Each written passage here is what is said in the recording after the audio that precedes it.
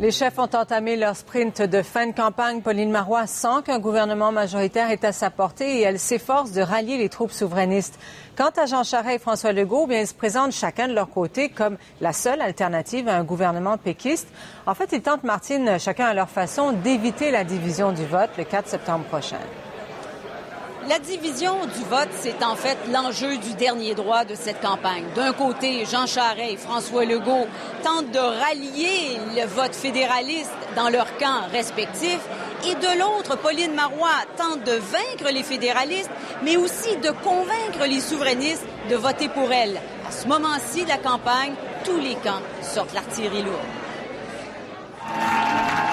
Dans le fief libéral qu'est l'Outaouais, Pauline Marois fait le pari que Jean Charest affaibli lui permettra de se faufiler. Je suis persuadée que je vais avoir des députés élus de l'Outaouais dans mon équipe.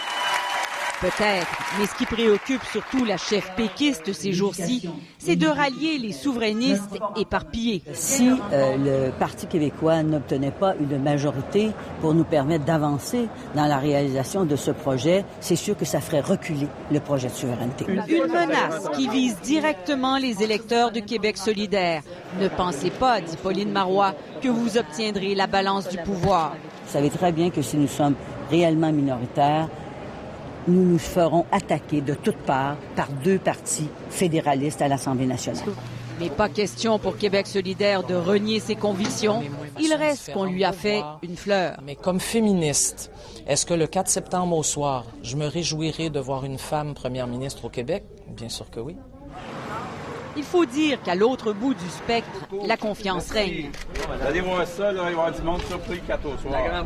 François Legault fait campagne en région, mais c'est de Montréal qu'il parle. J'y ferai des gains, dit-il, parce que les libéraux sont finis. C'est impossible de penser que le 4 septembre, on va avoir un gouvernement du Parti libéral. C'est impossible, là. Le retard est trop grand à rattraper chez les francophones.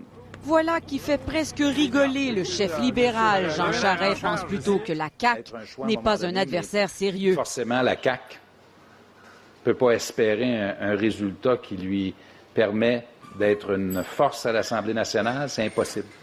S'il écarte la CAQ de la course, Jean Charest affirme disputer le pouvoir ou l'opposition officielle avec le PQ.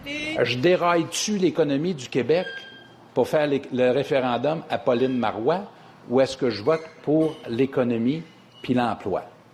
Alors, faites votre choix. À 4 jours du scrutin, les chefs craignent sérieusement l'élection d'un gouvernement minoritaire. Bien sûr, ils redoublent d'efforts pour se démarquer, mais aussi pour éviter l'humiliation de terminer 3e. Martine Biron, Radio-Canada, Saint-Eustache.